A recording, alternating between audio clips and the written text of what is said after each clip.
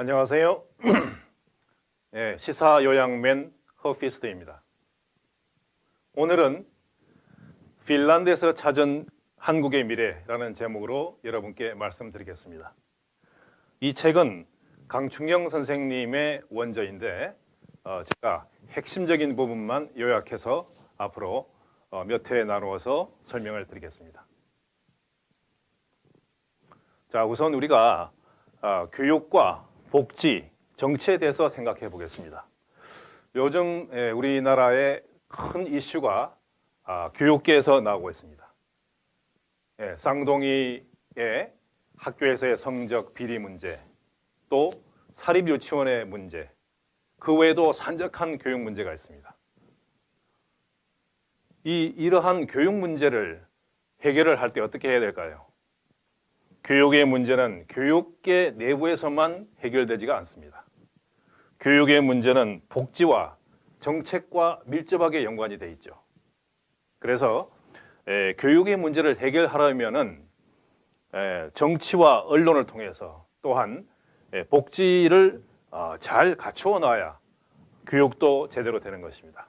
우리는 이러한 사례, 잘된 사례를 핀란드를 통해서 알아보겠습니다. 그러면 우선 핀란드가 어떤 나라인지 한번 보겠습니다. 핀란드는 춥고 배고픈 유럽의 북쪽에 있는 조그만 나라입니다. 옆나라 스웨덴으로부터 650년이나 식민지 지배를 받았습니다. 또 그 직후에 러시아로부터 108년이나 또 식민지 지배를 당했죠. 러시아로부터 독립한 이후에는 4개월간 내전을 거쳤습니다. 우리나라 3년보다는 짧습니다만 치열한 내전을 거쳤죠. 이러한 내전을 통해서 핀란드의 영웅이 생기기도 했습니다. 그리고 한 20년 후에는 소련과 무려 또 2번이나 전쟁을 하게 됩니다.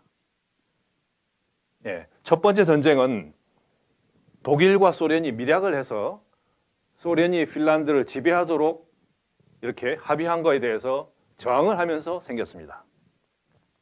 이때 유명한 스키 부대, 스키복을 입고 스키를 타고 또 가벼운 기관단총, 우리나라에서는 따발총이라고 부르는 이걸 가지고 게릴라처럼 저격을 통해서 소련군에 맞선 겁니다. 물론 군대의 수는 상대가 안 되죠. 그러나 이러한 창의적인 방법, 또 치열한 애국심으로 또 영웅의 지휘하에 싸움으로써 비록 소련에 이기지는 못했지만 만만치 않다는 걸 보여줌으로써 협상으로 이끌었습니다. 2차 대전 종전 후에는 이번에는 독일과 전쟁을 합니다. 왜냐하면 2차 소련과 핀란드 전쟁 때 그는 이 독일과 동맹을 통해서 소련을 공격했지만 2차 대전은 전범국인 독일에 대해서 소련과 핀란드가 또 연합해서 싸운 거죠. 그래서 8개월간의 전쟁을 통해서 독일 병력을 핀란드 땅에서 몰아내게 됩니다. 자, 이러한 여러 차례의 치열한 전쟁을 통해서 고생 많이 했습니다. 땅도 우리나라보다 작고 인구도 작습니다. 그런데 이 나라가 지금은 어떻습니까? 경제 부흥을 해서 복지와 교육, 정치마저 아까 말씀드린 3가지 중요 요소 최선진국이 되었습니다. 1인당 국민소득은 무려 5만 2천 불, 우리나라는 지금 3만 불이 약간 넘습니다. 그 다음에 피사가 측정한 교육 경쟁력은 한국과 핀란드가 항상 1, 2위를 다투고 있습니다. 자, 보시다시피 핀란드, 지배했던 스웨덴, 그 오른쪽에 러시아가 있죠. 독일은 이 아래쪽에 있습니다. 자, 우선 교육 분야를 보겠습니다. 우리나라와 핀란드의 교육 경쟁력은 어떤 차이가 있을까요? 피사라는 것은 Program for International Student Assessment라고 하는 약자죠. 국제 학생 평가 프로그램입니다. 이 피사 프로그램에서 한국과 핀란드가 매년 거의 세계 1, 2위를 하고 있습니다. 자, 그런데 국제적으로 교육 전문가들이 평가할 때는 핀란드의 교육은 relaxed and flexible, 그죠? 편안하고 융통성이 많다. 예, 그리고 이해와 적용을 중시한다 하는 겁니다. 그런데 한국은 test driven, 시험 위주라는 거죠. 예, 그리고 rigid curriculum, 딱딱한 융통성이 없는 커리큘럼.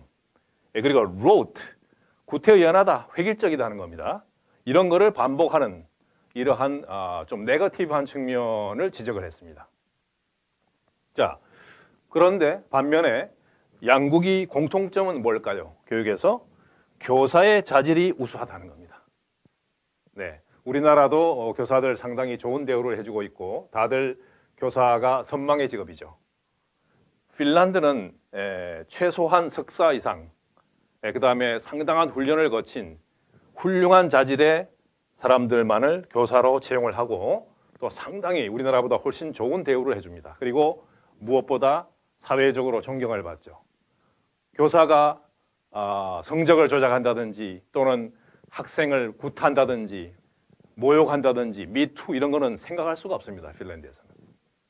자, 그래서 무엇보다 결정적인 차이는 우리나라는 학생 개인의 단순한 암기와 성적 지향적이다.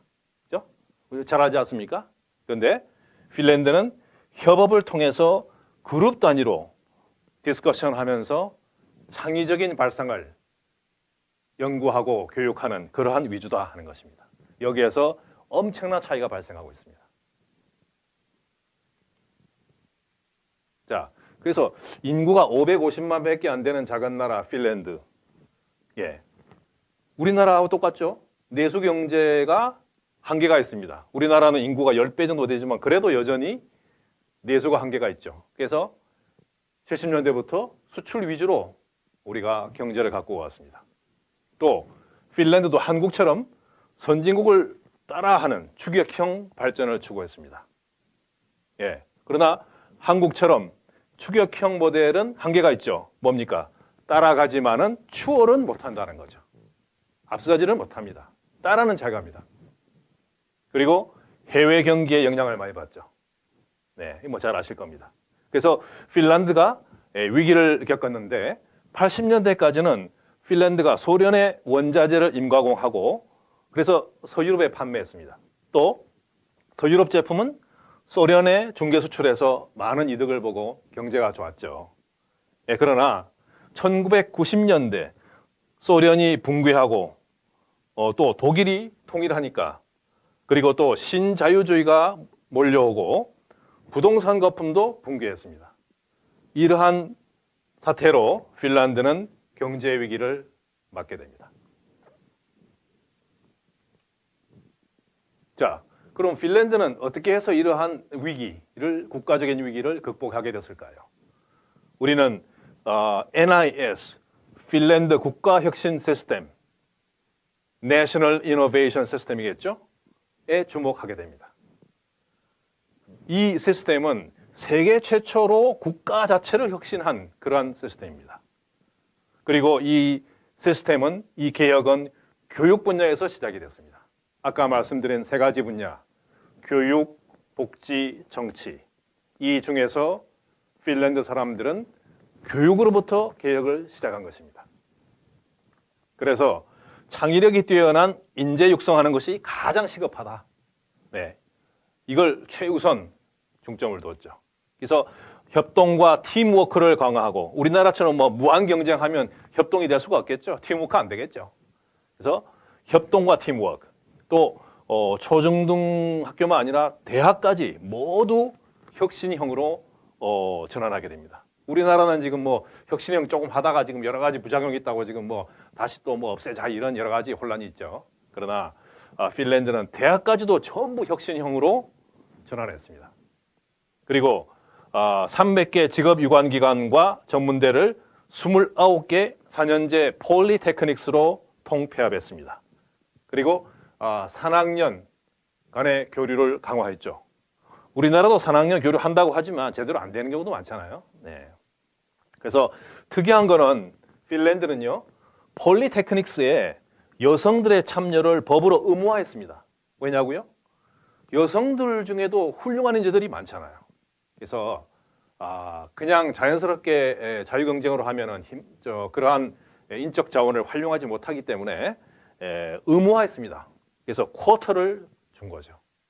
이런 것이 독특한 시스템입니다. 또 핀란드는 중앙 정부가 큰 그림을 그리면 지자체와 산학년이 구체적으로 혁신 디자인을 만들고 실행을 했습니다. 그래서 핀란드 혁신의 세 가지 특징은 첫째, 실험이나 위험, 실패를 과감하게 감수한다. 이 우리나라 잘 안 되잖아요. 한 번 실패하면 뭐 망했다 그러고 그냥 말이죠. 다 알려지고 본인도 너무나 다운되고 이렇게 해서 재도전을 잘 못합니다. 그러나 핀란드는 이러한 실험, 위험, 실패를 과감하게 감수하는 문화를 만든 거죠. 이러한 점은 미국의 실리콘밸리도 마찬가지 아닙니까? 네. 그리고 우리나라 요즘 중시하는 일자리 창출 방향으로 기획을 한다. 뭘 하든 간에 이게 일자리가 창출이 되겠는가 하는 것을 생각한다는 거죠. 그리고 한 분야 혁신이 다른 분야로도 파급되도록 한다. 그 분야 끝나는 게 아니라 다른 분야로도 연결될 수 있도록 한다. 예, 그리고 이렇게 함으로써 이제 투자가 주도하고, 즉 돈을 부어서 막 하고 또 남의 선진국을 따라서 하는 추격형에서 이제는 혁신 주도형, 혁신, 이노베이션, 그 다음에 지식 기반형, knowledge based죠, 그죠? 지식에 기반한 이러한 경제로 핀란드는 성공적으로 전환하게 된 것입니다. 이 결과 노키아의 전성시대가 온 거죠. 그래서 노키아가 이 그림에서 보시다시피 2012년을 계기로 그 전까지는 노키아가 세계에서 1위 업체였지만 삼성과 역전되게 되죠. 그러나 그 전까지는 노키아가 전 세계에서 가장 지배적인 휴대폰 메이커였습니다. 심지어 노키아는 1996년에 세계 최초의 스마트폰이라고 할 수 있는 그러한 디바이스도 앞서서 개발했습니다. 그래서 노키아가 전성기 때요, 핀란드 GDP의 25%까지나 차지했습니다. 엄청난 거죠. 4분의 1이나. 삼성전자는 요즘 2015년 기준으로 우리나라 GDP의 약 15%입니다. 이것도 엄청난 겁니다. 그러나 노키아는 핀란드의 무려 25%나 차지했다는 거죠. 네. 그래서 이랬던 엄청난 노키아가 2009년도에, 아까 2012년도에 삼성과 휴대폰이 역전되기 이미 몇 년 전에 파산을 했습니다. 세계적인 흐름에서 이제는 왜냐하면 최초의 스마트폰 아이디어는 냈지만 그걸 시장에 완전히 보급은 못하고 전통적인 스타일의 휴대폰만 집착하다 보니까 안 된 거죠. 그래서 파산을 합니다. 그래서 파산 때 GDP가 이 때문에 마이너스 8.3%나 하강하게 됩니다. 그런데 핀란드가 말이죠, 이렇게 파산한 지 3년 만에 회복을 했습니다. 너무나 빠른 시간 내에. 왜 그랬을까요? 아까 말씀드린 바로 그러한 교육과 나중에 말씀드릴 복지, 이런 부분도 과감하게 빠른 속도로 혁신했기 때문입니다. 그래서 우리가 슈퍼셀이라고 하는 그 모바일 게임이죠. 이 슈퍼셀이라고 하는 이러한 최고로 훌륭한 그러한 벤처 기업들을 만든 사람들이 누구냐? 노키아에서 나간 사람들입니다. 노키아의 기술자들. 그 외에도 많은 잘 나가는 벤처를 만들었죠. 노키아에서 나온 사람들이. 그래서 무려 가치가 3조 원이나 되죠. 자, 이거 보니까 우리가 삼성 생각나죠. 삼성전자 혹시 망하면 어떡하느냐. 우리나라도 망한다. 뭐 우리나라가 15%, 한국 GDP의 15% 차지하지만, 그러나 우리가 이러한 전례를 볼 때 우리나라도 혁신을 열심히 하고 또 환경을 잘 갖춰준다면 삼성전자가 어찌 되더라도 거기서 나온 많은 훌륭한 인재들이 또 벤처나 중소기업가에 가서 잘 될지도 모릅니다. 네. 그래서 요즘은 뭡니까? 직장이 안전한 데가 없죠. 미래를 쉽게 알 수가 없습니다. 따라서 우리 젊은이들 특히 하고 싶은 일을 과감하게 하는 용기가 필요합니다. 지금 불안하니까 교사나 공무원 되려고 하는 풍조. 이거 참 심각하죠. 여러 분야의 인재가 필요한데 지금 너무 한쪽으로만 몰리고 있습니다. 안전 위주. 이래 가지고는 나라가 발전할 수 없죠. 예. 그래서 조금 위험을 무릅쓰더라도 하고 싶은 일을 해보는 그러한 용기가 필요한 때입니다. 자, 그런데요. 지금 행복지수로 말하면 덴마크가 세계 1위입니다. 뭐 핀란드도 메디안에 들어갑니다만은 덴마크의 그 상황을 잠깐 비교해서 보기로 하죠. 덴마크의 훌륭한 점은요. 중학교에 졸업한 다음에 1년간 애프터 스쿨이라는 게 있습니다. 그래서 이때는 학교 공부를 그만두고 나를 찾는 시간, 내가 잘하고 즐거운 일을 찾는데 그런 프로그램을 하게 됩니다. 그래서 즉 not work but fun, 공부나 일이 아니라 재미로 하는 거죠. 이렇게 자기가 잘할 수 있고 즐거운 걸 함으로써 그것이 경쟁력이 되고 궁극적으로는 더 잘할 수 있는 일을 찾게 되는 것입니다. 그래서 개개인의 재능을 찾아줘서 즐겁게 하도록 해줘야 한다. 하고 싶은 일을 하는 사람이 많아져야 본인도 행복하고 사회가 행복하지 않겠습니까? 그리고 또 효율도 생깁니다. 하기 싫은 일 억지로 그냥 생계를 유지하기 위해서 하다 보면 재미도 없고 발전할 수가 없죠. 예, 그래서 이러한 자기가 잘할 수 있고 하고 싶은 일을 마음껏 할 수 있게 하려면 전제가 필요합니다. 그것은 직업제 교육이 원활하게 되어야 되고 또한 실업 기간 동안에 충분한 그 급여가 주어져야 되겠죠. 지금 우리나라도 점점 늘고 있습니다만 아직까지도 선진국에 비해서는 모자랍니다. 또 추가적으로 기본소득 같은 것이 주어진다면 즉 나이나 직업이나 어떠한 자기의 조건에 관계없이 기본소득을 국가에서 재정을 확보해 줄 수 있다면 생계에 너무 초조해하지 않고 자신이 하고 싶은 일을 준비하고 할 수가 있겠죠. 이러한 덴마크에서 우리가 생각해 볼 수 있는 점들입니다. 자, 그래서 우리나라로 다시 돌아옵니다. 한국이 지금 OECD 멤버 국가 중에서 조세 재정 소득 재분배 효과, 재분배하는 효과가 꼴찌 수준입니다. 예. 그래서 우리나라의 소득 재분배 효과가 낮은 이유가 뭐냐? 이 사회복지 지출을 너무 적게 하기 때문이죠. OECD 평균이 21.1%인데 우리나라는 절반 정도, 10.4%밖에 안 됩니다. 그런데 모 언론과 또 모 정치그룹에서는 우리나라가 벌써 복지가 과다한 양, 퍼주기다, 가난한 사람들 게을르게 만드는 정책이다 이렇게 얘기를 하고 있죠. 이건 호도하는 것입니다. 사실은요, 우리나라가 사회복지 지출액이 너무 적어서 사람들이 불안하고 자기가 하고 싶은 일을 마음껏 못하는 겁니다. 이게 진실이죠. 그래서 노후소득 보장의 척도인 공적연금의 소득 대체율이 우리나라는 39.3%인데 OECD 평균은 60%가 다 돼갑니다. 차이가 많이 나죠. 네, 그래서 지금 우리나라 정부에서 또 이 국민연금 이런 문제 개혁을 준비하는 것 같은데 이거 정말 잘해야 되겠죠. 어쨌든 국민 입장에서는 충분히 이런 것이 사회복지의 수준이 올라와야 앞으로 자신의 소득이나 일에 대해서 불안하지 않고 하고 싶은 일에 연구하고 몰두할 수 있는 분위기가 된다는 것입니다. 그렇게 해서 성공한 나라들이 바로 북유럽입니다. 대표적인 나라가 핀란드죠. 덴마크고요. 자, 그러면 우리나라 경제를 활성화하는 방법이 뭘까요? 오늘 제가 말씀드린 거에서 한번 연관시켜 생각해 보겠습니다. 물론 이거는 종합적인데요. 이건 제 생각입니다. 자, 우선 중견기업, 중소기업, 골목 상권에 활기를 줘야 한다. 우리나라 지금 70년대부터 지금까지 재벌 대기업이 경제를 주도해 오고 있습니다만 그러나 고용 면에서는 90% 이상이 중소기업들이 담당하고 있습니다. 따라서 중소기업들이 활성화되지 못하면 우리 고용 문제 영원히 해결 안 되는 거죠. 더군다나 4차 산업혁명이다 해서 점점 자동화되고 인공지능이 어쩌고 하면 사람들 일자리 줄어드는데 어떻게 할 겁니까?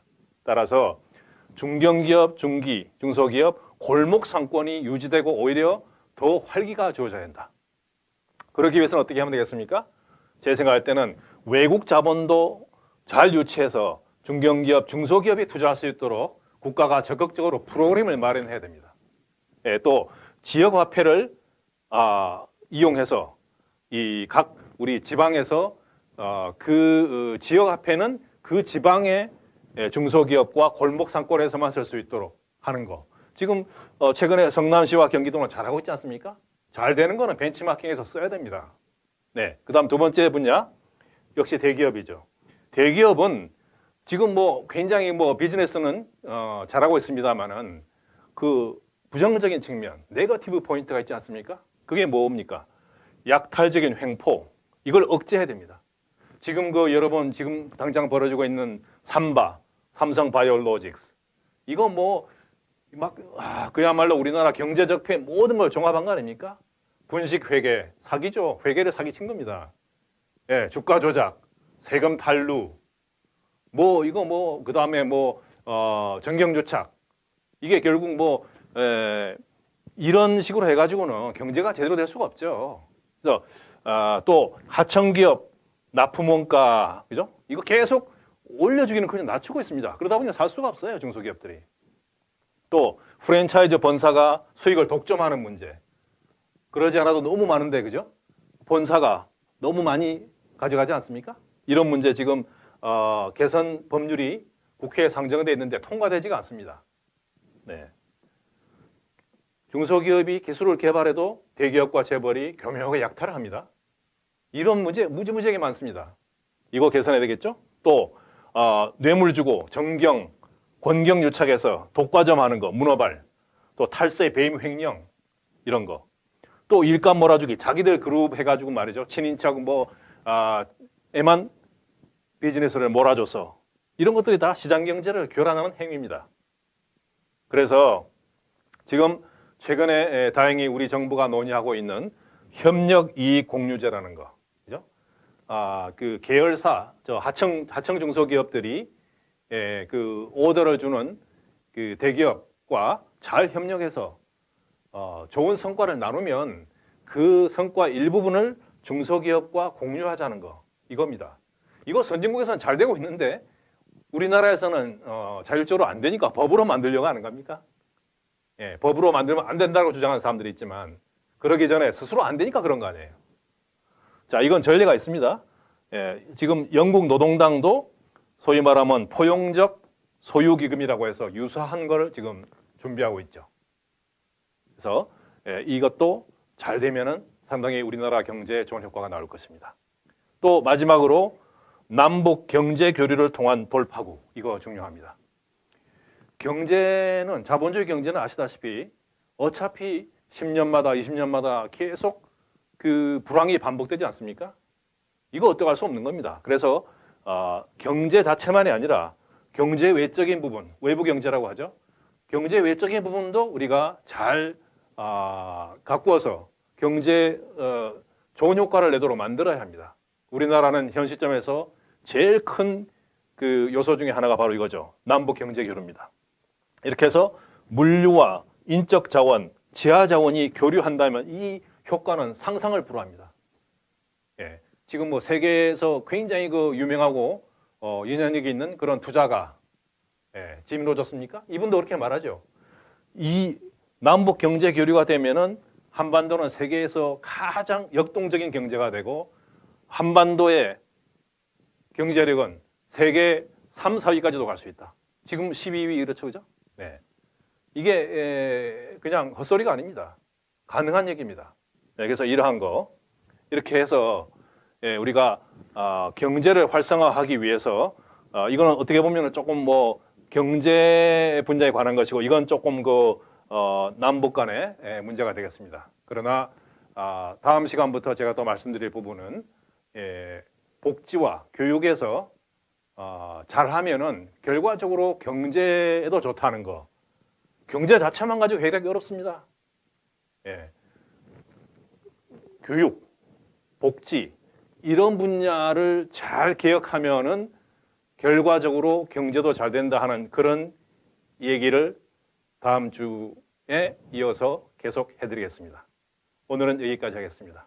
감사합니다. 감사합니다.